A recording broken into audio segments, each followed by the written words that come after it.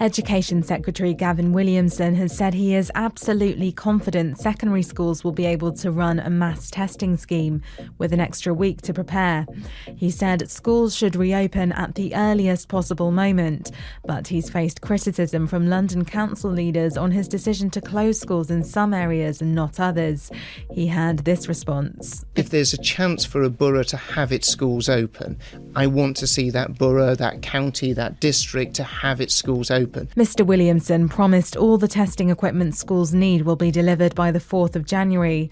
1,500 members of the armed forces are set to support schools in exceptional cases who are facing problems. People across the UK are being urged to avoid New Year's Eve celebrations as millions more in England enter Tier 4 stay-at-home restrictions. NHS England's Professor Stephen Powers said it was vital parties don't take place because COVID loves a crowd.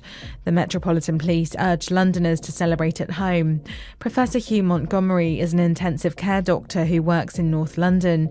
He said it's everyone's responsibility to follow the rules. Bad behaviour that might have happened over Christmas, we're not going to see that until next week.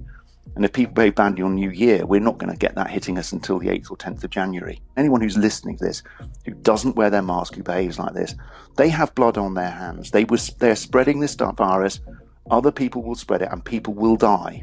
The post-Brexit trade deal between the UK and EU will come into force at 11 p.m. tonight.